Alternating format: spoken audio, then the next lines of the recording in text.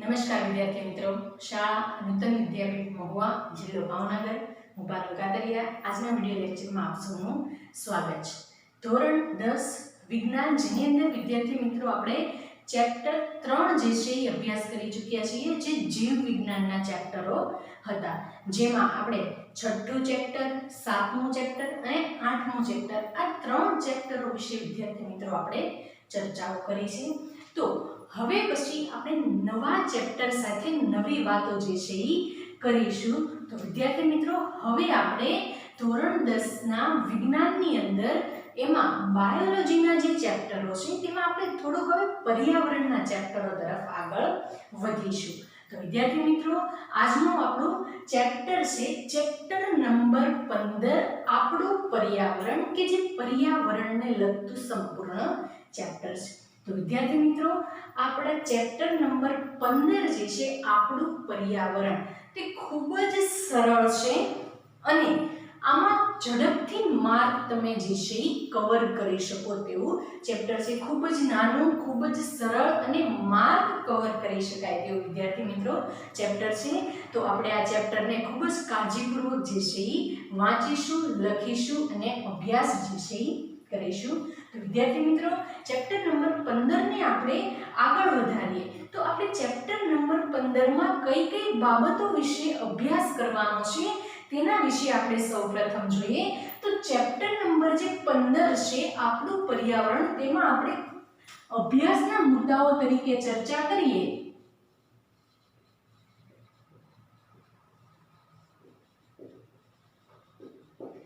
કે જે આપણે ચેપ્ટર નંબર 15 માં અભ્યાસ કરવાનો છે, તેમાં સૌપ્રથમ આપણે પર્યાવરણ એટલે શું તેના વિશે જાણકારી મેળવશું કે પર્યાવરણ એટલે શું, પર્યાવરણમાં કોણ કોણ સંકળાયેલા હોય છે તેના વિશે.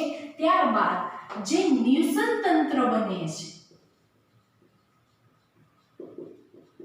નિવસન તંત્ર એટલે શું, નિવસન તંત્ર કેના ઘટકો દ્વારા, એટલે કે કયા ઘટકો દ્વારા આખું નિવસન તંત્રનું જે છે નિર્માણ થાય છે તેના વિશે જે છે આપણે અભ્યાસ કરીશું. ત્યારબાદ આપણે જોશું આહાર શૃંખલા.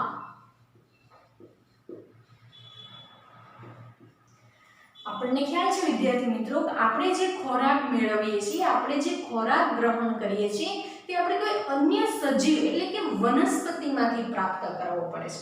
એટલે આપણે વનસ્પતિઓ પર ખોરાક માટે આધારિત છીએ. તો વનસ્પતિ ઉપર આધારિત સજીવો, એ સજીવોને ખાનારા જે માંસાહારી સજીવો છે તેના વિશે આપણે અભ્યાસ કરીશું. તો આહાર શૃંખલા અને આહાર જાળ, જેના વિશે પણ આપણે અભ્યાસ જે છે કરવાનો છે. ત્યારબાદ પોષક સ્તર, પોષક સ્તરો એટલે શું, પોષક સ્તરોની અંદર કયા સજીવોનો સમાવેશ કરવામાં આવે છે તેના વિશે આપણે ચર્ચા કરીશું. ત્યારબાદ જૈવિક વિશાલન, જૈવિક વિશાલન એટલે કે વિશાલન એટલે ઝેર, એક પ્રકારનું ઝેરી પદાર્થો જે છે એ નિવસન તંત્રમાં ભળવા અને એ ઝેરી પદાર્થો નિવસન તંત્રમાં સમાવેશિત થતા સજીવો દ્વારા ગ્રહણ કરવામાં આવે છે. તો એને કહેવાય જૈવિક વિશાલન. તો તેના વિશે પણ આપણે અહીંયા ચર્ચાઓ કરીશું. ત્યારબાદ આપણે અભ્યાસ કરવાનો છે ઓઝોન સ્તર, કે જેને આપણે વિદ્યાર્થી મિત્રો ધોરણ 9 ની અંદર અભ્યાસ કરી ચૂક્યા છીએ. તો ઓઝોન સ્તર એટલે શું તેને પણ આપણે અહીંયા અભ્યાસ કરીશું અને તેના ઘટાડાના પરિબળો, એટલે ઓઝોન સ્તરને ઘટાડો કરનારા જે પરિબળો છે તેના વિશે આપણે ચર્ચા કરીશું. અને છેલ્લે આપણે કચરો કોને કહેવાય, કચરો કેટલા પ્રકારનો હોય છે અને કચરાનું વ્યવસ્થાપન કેવી રીતે કરવું જોઈએ તેના વિશે વાત કરવાની છે. તો છેલ્લે આપણે જોઈશું ઘરગથ્થુ કચરાનું વ્યવસ્થાપન. તો વિદ્યાર્થી મિત્રો, ચેપ્ટર નંબર 15 ની અંદર આપણે એટલા મુદ્દાઓ વિશે જે છે ચર્ચાઓ કરવાની છે: પર્યાવરણ, નિવસન તંત્ર, આહાર શૃંખલા અને આહાર જાળ, પોષક સ્તરો કોને કહેવાય, જૈવિક વિશાલન એટલે શું, ઓઝોન સ્તર કેવી રીતે નિર્માણ પામે છે અને ઓઝોન સ્તરના ભંગાણ કેવી રીતે સર્જાય છે તેના વિશે, કચરો એટલે શું, કચરો કેટલા પ્રકારનો હોય છે અને કચરાનું વ્યવસ્થાપન કેવી રીતે કરવું જોઈએ તેના વિશે વિદ્યાર્થી મિત્રો આપણે આ ચેપ્ટરની અંદર ચર્ચાઓ કરીશું। તો તમામ મુદ્દાઓ ખૂબ જ સરળ છે વિદ્યાર્થી મિત્રો। તો હવે આપણે જોઈએ એક પછી એક મુદ્દાઓ વિશે ચર્ચાઓ કરીએ। તો વિદ્યાર્થી મિત્રો હવે આપણે જોઈએ આપણે ચેપ્ટર નંબર 15 નો પ્રથમ મુદ્દો।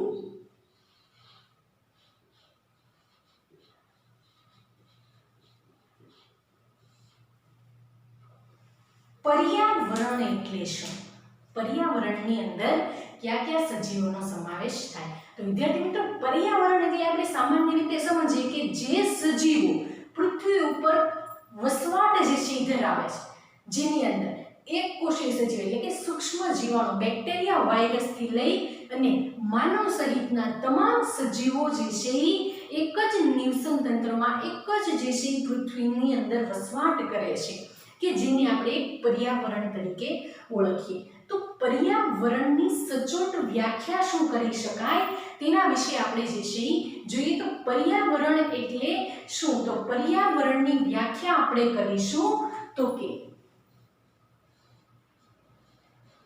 સજીવોના જીવન અને તેમના વિકાસ। હવે સજીવોનું જીવન અને તેમનો વિકાસ, પૃથ્વી ઉપર જે સજીવો અસ્તિત્વ ધરાવે છે તે પોતાનો વિકાસ જે છે એ કરતા રહે છે। તો સજીવોનું જીવન અને તેમના વિકાસને અસર કરતા બાહ્ય પરિબળો અને પરિસ્થિતિના સરવાળાને पर्यावरण કહે છે। હવે સજીવ જે વાતાવરણમાં જીવે છે, સજીવનું જીવન અને જેનો વિકાસ થાય છે એને અસર કરતા કેટલાક બાહ્ય પરિબળો હોય છે। હવે માની લ્યો આપણે સજીવ છીએ, સામાજિક પ્રાણીઓ છીએ, સજીવ છીએ, તો આપણે આપણા પોતાના વિકાસ માટે કેટલાક બાહ્ય પરિબળોની જરૂરિયાત હોય છે, જેમ કે હવા, પાણી, જમીન, ખોરાક વગેરે જે છે એ આપણી જરૂરિયાત હોય છે, જે બાહ્ય પરિબળો છે। કેવા છે? બાહ્ય પરિબળો છે અને આ પરિસ્થિતિઓનો જે સંપૂર્ણ સરવાળો છે તેને पर्यावरण કહેવામાં આવે છે। તો સામાન્ય રીતે આપણે જો સાદી ભાષામાં વ્યાખ્યા કરવી હોય તો સજીવો અને તેમની આસપાસ આવેલા पर्यावरणના સંપૂર્ણ સરવાળાને पर्यावरण કહેવામાં આવે છે। તો पर्यावरण એટલે શું વિદ્યાર્થી મિત્રો આપણે તેની ચર્ચાઓ કરી। હવે આપણે पर्यावरणના મુદ્દાની અંદર થોડુંક જે છે આગળ જોઈએ। તો पर्यावरणના વિવિધ ઘટકો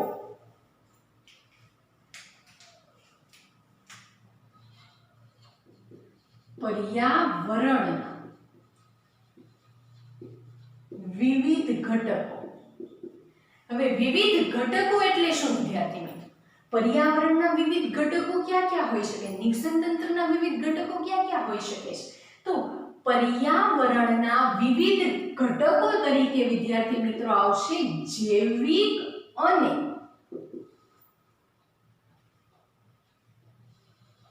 અજૈવિક ઘટકો। જૈવિક ઘટકો અને અજૈવિક ઘટકો શું કરશે તો કે એકબીજા સાથે આંતર સંબંધ કરશે અને એકબીજા ઉપર આધારિત રહેશે। કેવા છે? આ पर्यावरणના વિવિધ ઘટકો એટલે કે જૈવિક અને અજૈવિક ઘટકો એકબીજા સાથે આંતર સંબંધિત છે, આંતર સંબંધિત અને એકબીજા પર આધારિત છે। पर्यावरणના વિવિધ ઘટકો એટલે કે જૈવિક અને અજૈવિક ઘટકો। તો વિદ્યાર્થી મિત્રો સૌપ્રથમ આપણે જોઈએ કે જૈવિક ઘટકો એટલે શું અને અજૈવિક ઘટકો એટલે શું। તો જૈવિક ઘટકો એટલે કે તમામ સજીવ જે છે તેનો જૈવિક ઘટકોની અંદર સમાવેશ થાય છે, જ્યારે અજૈવિક ઘટકો એટલે કે તમામ निर्जीव घटकोનો સમાવેશ અજૈવિક ઘટકોમાં થાય છે। તો અજૈવિક ઘટકો તરીકે કોણ કોણ વિદ્યાર્થી મિત્રો આવી શકે? તો કે હવા, પાણી, સૂર્યપ્રકાશ, જમીન વગેરે જે છે અજૈવિક ઘટકો તરીકે જે છે આવી શકે છે। હવે જૈવિક ઘટકોમાં તો કે સૂક્ષ્મ જીવાણુઓથી લઈ અને માનવ સહિતના તમામ સજીવો જે છે જૈવિક ઘટકોમાં આવે। તો આ બંને ઘટકો એકબીજા સાથે આંતર સંબંધિત છે। કેવા છે? આંતર સંબંધિત। તો કે જૈવિક ઘટક તરીકે અહીંયા આપણે ઉદાહરણ લઈ લઈએ તો કે સજીવ તરીકે માનવ। હવે માનવને જો પર્યાવરણમાં રહેવું હોય તો તેને અજૈવિક ઘટકો સાથે આંતર સંબંધિત ફરજિયાતપણે થવું પડે। એટલે કે તો કે અજૈવિક ઘટકો તો કે સજીવને સૌપ્રથમ તો જીવન જરૂરિયાત જીવંત રહેવા માટે ઓક્સિજન જરૂરી છે કે જેને અજૈવિક ઘટક તરીકે હવામાંથી પ્રાપ્ત થાય છે। બીજું તો કે મનુષ્યને માનવને રહેવા માટે જમીનની જરૂરિયાત હોય છે કે જે અજૈવિક ઘટક છે। બીજું તો કે માનવને પીવા માટે પાણીની જરૂરિયાત હોય છે જે પણ એક અજૈવિક ઘટક હોય છે। તો પર્યાવરણના વિવિધ ઘટકો એટલે કે જૈવિક અને અજૈવિક ઘટકો એકબીજા પ્રત્યે આંતર સંબંધિત હોય છે અને એકબીજા ઉપર આધારિત હોય છે। હવે જો પર્યાવરણમાં માત્ર જૈવિક ઘટકો હોય તો પર્યાવરણ જે છે સંતુલન સાધી શકતું નથી। શું કામ નહીં? તો કે પર્યાવરણમાં જે સજીવો વસવાટ કરે છે તેને જીવન માટે અજૈવિક ઘટકો ફરજિયાતપણે જરૂરી હોય છે।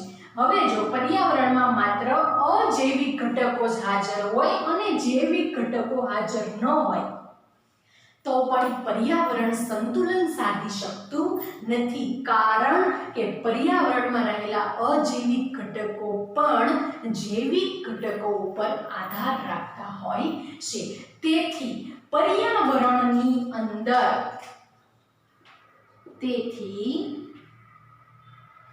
આ ઘટકો એટલે જૈવિક અને અજૈવિક ઘટકોનું સંતુલન પર્યાવરણના સંતુલન માટે મદદરૂપ છે।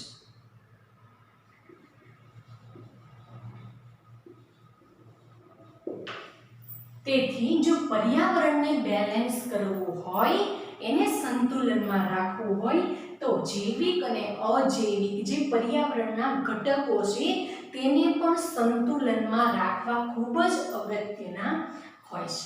હવે વિદ્યાર્થી મિત્રો આપણે થોડી વાત કરીએ કે પૃથ્વીની ઉપર વિવિધ પ્રદેશો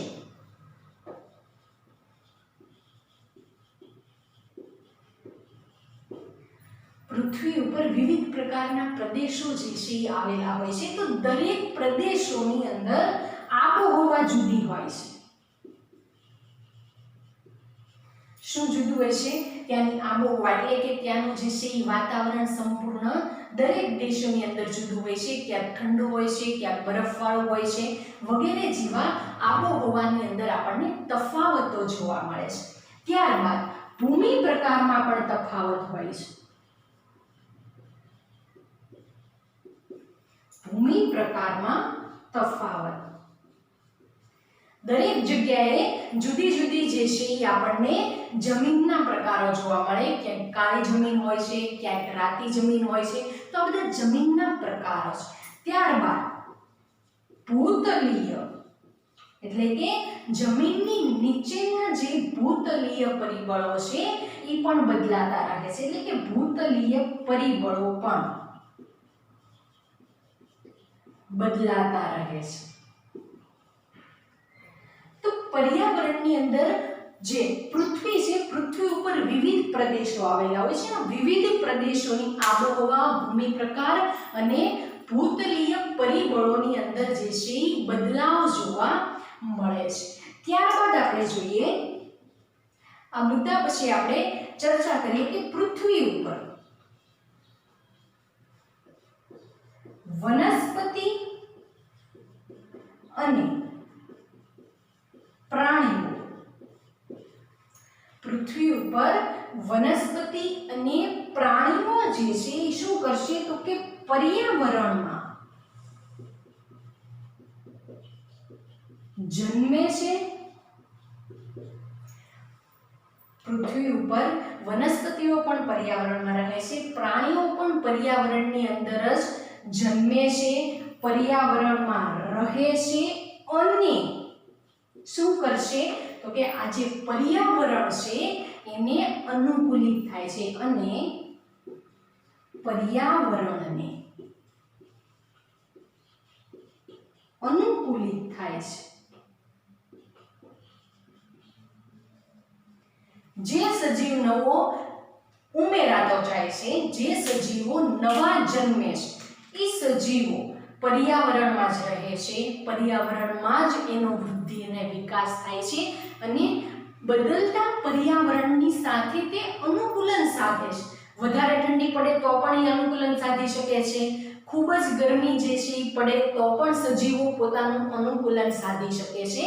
તો પર્યાવરણની અંદર વનસ્પતિ અને પ્રાણીઓ જે જન્મે છે એ પર્યાવરણમાં જ રહે છે, પર્યાવરણની અંદર થતા ફેરફારો સામે ટકી રહેવા માટે, જીવંત રહેવા માટે કેટલાક જે છે એ અનુકૂલનો સાધે છે। તો હવે આપણે જોઈએ કે પર્યાવરણની અંદર જો કોઈ એક જ ઘટકમાં ફેરફાર થાય, માની લ્યો કે અજૈવિક ઘટક છે કે જે પર્યાવરણનો એક અગત્યનો ઘટક છે, તો પર્યાવરણના આ અજૈવિક ઘટકમાં જો નાનો અમથો પણ ફેરફાર થાય, માની લ્યો કે હવા જે છે એની અંદર સૂર્યપ્રકાશ જે છે એ હોય છે, તો સૂર્યપ્રકાશમાંથી ખૂબ જ ગરમીનું પ્રમાણ વધી જાય તો પર્યાવરણના કોઈ એક ઘટકોમાં જો ફેરફારો થાય તો સજીવની સામાન્ય ક્રિયાઓમાં પણ ફેરફારો થાય, જેના લીધે ખૂબ જ સજીવોને જે છે એ ખૂબ જ તાપ અનુભવાય છે, ખૂબ જ ગરમી, ખૂબ જ ઉકળાટનો જે છે એ અનુભવ થાય છે। તો પર્યાવરણના કોઈ એક ઘટકમાં થતો સામાન્ય ફેરફાર પણ સજીવોના સામાન્ય જીવનને અસર જે છે એ પહોંચાડી શકે છે। તો વિદ્યાર્થી મિત્રો, અહીંયા આપણે વાત કરી પર્યાવરણ એટલે શું, પર્યાવરણમાં કયા ઘટકો સમાવેશિત થાય છે તેના વિશે આપણે ચર્ચાઓ કરી। હવે આપણે જોઈએ એના પછીનો મુદ્દો, પર્યાવરણ પછીનો આપણો વિદ્યાર્થી મિત્રો મુદ્દો હતો નિષન તંત્ર।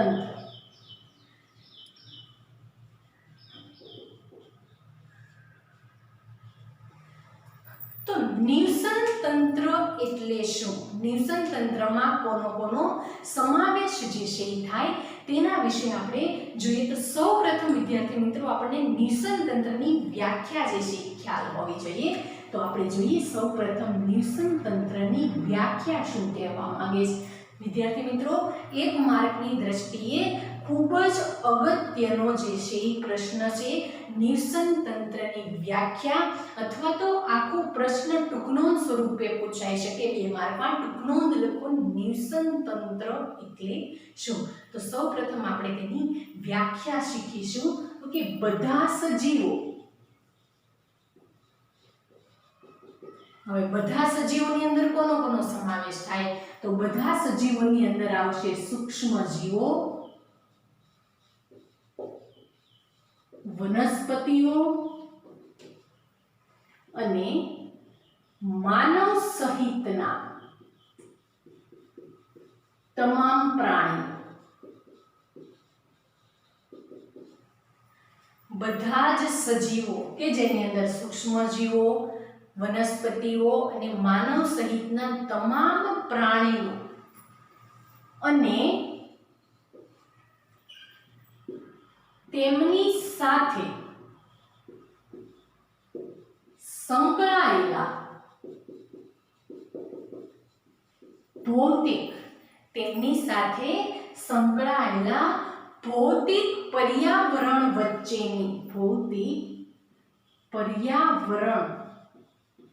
વચ્ચેની આંતરક્રિયાના સંબંધને નિવસન તંત્ર કહે છે. હવે માની લો કે કોઈ એક વિસ્તાર છે, આ પૃથ્વી ઉપરનો કોઈ એક વિસ્તાર આપણે ધારી લઈએ કે જેની અંદર સૂક્ષ્મ જીવો પણ રહે છે, વનસ્પતિઓ પણ રહે છે અને સજીવો પણ રહે છે. તો બધા જ સજીવો એટલે કે સૂક્ષ્મ જીવો, વનસ્પતિઓ અને પ્રાણીઓ હવે તેને જીવંત રહેવા માટે, હવે સૂક્ષ્મ જીવોને પણ જીવંત રહેવા માટે સૂર્યપ્રકાશ જોઈએ, વનસ્પતિને પણ જે છે ખોરાક બનાવવા માટે સૂર્યપ્રકાશ જોઈએ અને સજીવોને પણ ઓક્સિજન મેળવવા જે છે હવાની જરૂરિયાત રહે છે. ઉપરાંત તેને રહેઠાણ માટે જમીન જોઈએ છે તમામ સજીવોને, ઉપરાંત તેને પાણીની જરૂરિયાત હોય છે. તો બધા જ સજીવો અને તેમની સાથે સંકળાયેલા ભૌતિક પર્યાવરણ એટલે કે અજૈવિક ઘટકો જેની અંદર જમીન, પાણી, ઓક્સિજન, સૂર્યપ્રકાશ વગેરે જેવા ઘટકોનો સમાવેશ થાય છે. તો બધા જ સજીવો અને તેમની સાથે સંકળાયેલા ભૌતિક પર્યાવરણ વચ્ચેની આંતરક્રિયાઓ જે છે તેને નિવસન તંત્ર કહેવામાં આવે છે. તો વિદ્યાર્થી મિત્રો આ થઈ નિવસન તંત્રની વ્યાખ્યા. હવે આપણે નિવસન તંત્રના ટોપિકને આગળ લઈ જતા વિદ્યાર્થી મિત્રો હવે આપણે નિવસન તંત્રના ટોપિકની અંદર એક જે છે ટોપિકને આપણે આગળ વધારશું જેની અંદર આપણે જોઈએ નિવસન તંત્રની વિશિષ્ટતા. હવે આ જે નિવસન તંત્ર છે, નિવસન તંત્ર એટલે શું? તો કે તમામ સજીવો અને તેની સાથે સંકળાયેલા ભૌતિક પરિબળોની આંતરક્રિયાઓ વચ્ચેના સરવાળાને આપણે કહીશું નિવસન તંત્ર. તો વિદ્યાર્થી મિત્રો આ જે નિવસન તંત્ર છે તેની કેટલીક વિશિષ્ટતાઓ છે. તો આ નિવસન તંત્રની વિશિષ્ટતાઓ વિશે આપણે સૌપ્રથમ જોઈએ. તો પ્રથમ વિશિષ્ટતા છે નિવસન તંત્રની તો કે નિવસન તંત્ર કદમાં નાનું કે મોટું હોઈ શકે છે.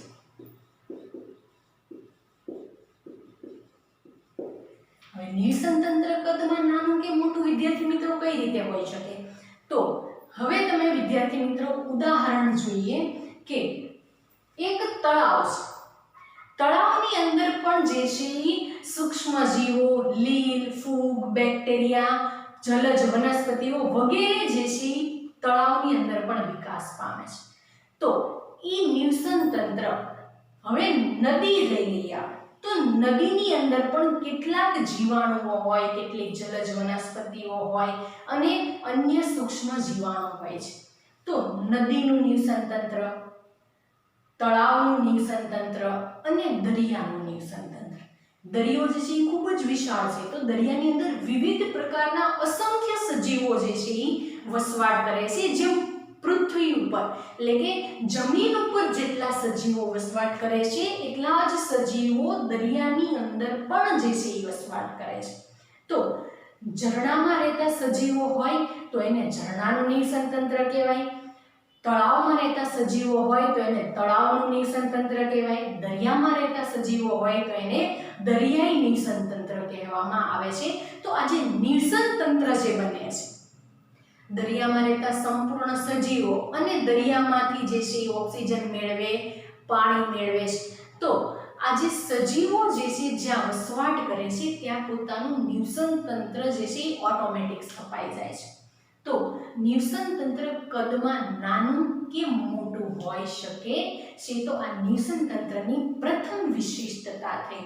હવે આપણે જોઈએ કે નિષન તંત્રના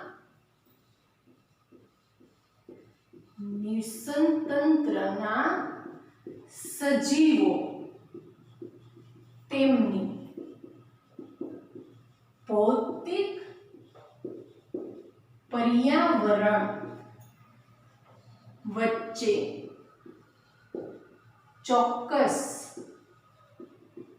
આંતર સંબંધ ધરાવે છે। હવે પર્યાવરણની અંદર વસવાટ કરતા તમામ સજીવો જે છે એ તમામ સજીવો ભૌતિક પર્યાવરણની સાથે આંતરક્રિયાઓ જે છે એ ચોક્કસપણે જે છે એ ધરાવે છે। આ એની બીજી વિશિષ્ટતા જે વ્યાખ્યાને અનુરૂપ છે। હવે આપણે જોઈએ ત્રીજી વિશિષ્ટતા તો કે નિષન તંત્ર ચોક્કસ બંધારણ ધરાવે છે અને કાર્ય કરે છે। નિષન તંત્ર ચોક્કસ બંધારણ ધરાવે છે, ચોક્કસ કાર્ય કરે છે। દરેક નિષન તંત્રના જુદા જુદા બંધારણો હોય છે અને જુદા જુદા કાર્ય હોય છે। દરિયાઈ નિષન તંત્ર હોય તો તેનું બંધારણ પણ જુદું હોય છે કે જેમાં ખોરાક બનાવનારા સજીવો જે ખોરાક બનાવે છે એ સજીવોને ખાનારા સજીવો, નાની માછલીઓને મોટી માછલીઓ ખાય છે। તો નિષન તંત્રનું બંધારણ અને તેના કાર્ય જે છે દરેક નિષન તંત્રની અંદર ચોક્કસ હોય છે। તો ત્રીજી વિશિષ્ટતા વિશે વાત કરી અને છેલ્લે આપણે જોઈએ ચોથી વિશિષ્ટતા તો કે દરેક નિષન તંત્ર અન્ય નિષન તંત્ર સાથે ભળી જાય છે। દરેક નિષન તંત્ર અન્ય નિષન તંત્ર સાથે જે છે ભળી જવાનો ગુણધર્મ ધરાવે છે। તો વિદ્યાર્થી મિત્રો આ ચાર મુદ્દા વિશે આપણે વાત કરી કે જે નિષન તંત્રની વિશિષ્ટતાઓ છે। તો વિદ્યાર્થી મિત્રો નિષન તંત્રની નોંધમાં આપણે સૌપ્રથમ લખશું તેની વ્યાખ્યા, ત્યારબાદ નિષન તંત્રની ચાર વિશિષ્ટતાઓ। હવે આપણે જોઈએ આ જે નિષન તંત્ર છે તેને કેટલા ભાગોમાં વિભાજિત કરવામાં આવ્યા છે તેને આપણે ચાર્ટ સ્વરૂપે સમજવાનો પ્રયાસ કરીએ। તો નિષન તંત્રમાં જે સજીવો વસવાટ કરે છે એ વસવાટ સ્થાનના આધારે આપણે તેના પ્રકારો જે છે એ પાડેલા છે। તો આપણે લખશું અહીંયા વસવાટ સ્થાનના આધારે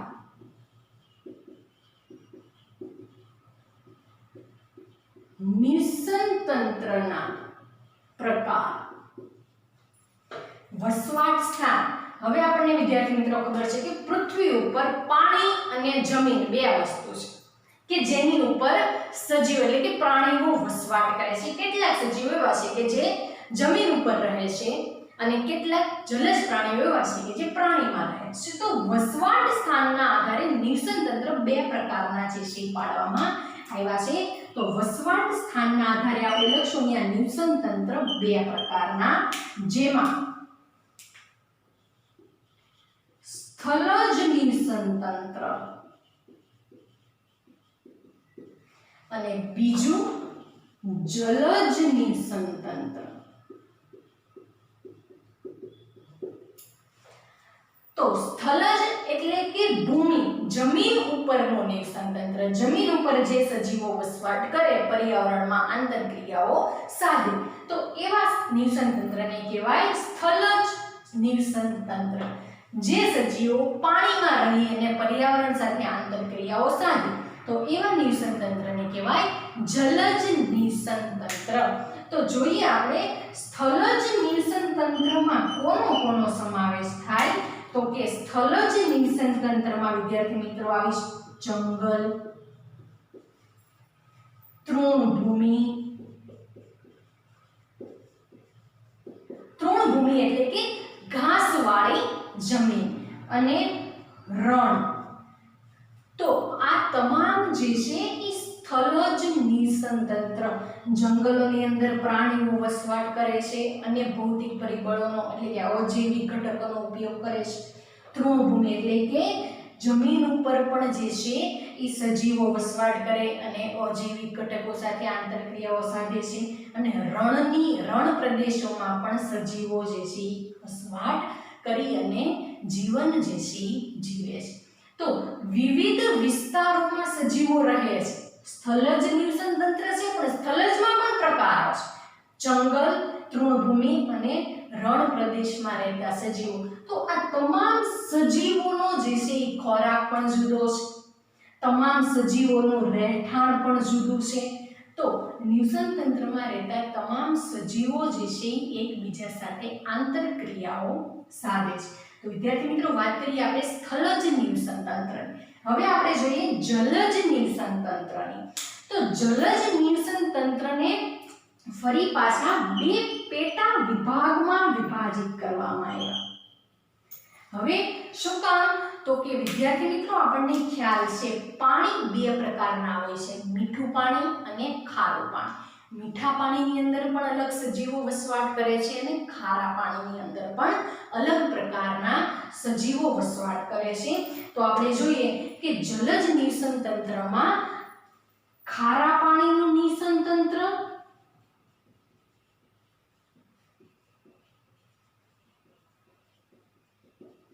અને મીઠા પાણીનું નિવસન તંત્ર.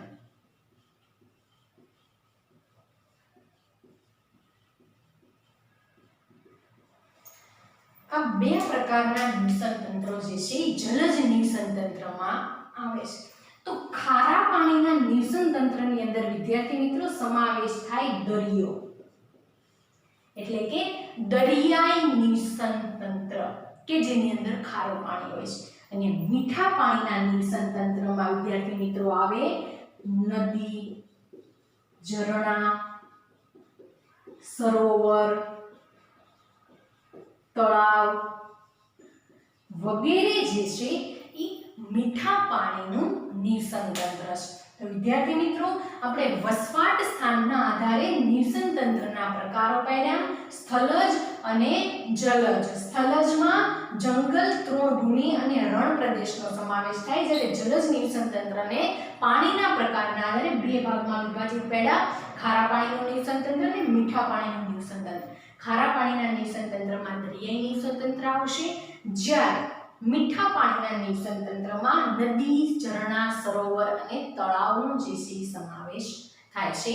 તો વિદ્યાર્થી મિત્રો, આપણે 2 માર્કની અગત્યની ટૂંકનોંધ જે છે અહીં આપણે પૂર્ણ કરી. નિવસન તંત્ર એટલે શું, તેની વિશિષ્ટતા અને તેના પ્રકારો વિશે જે છે માહિતી આપણે મેળવી. તો વિદ્યાર્થી મિત્રો, આપણે અહીંયા ટોપિક જે છે નિવસન તંત્રનો પૂર્ણ કરીશું. વધુ માહિતી માટે ફરી પાછા મળશું આવતા વિડિયો લેક્ચરમાં. ત્યાં સુધી જય હિન્દ, જય ભારત.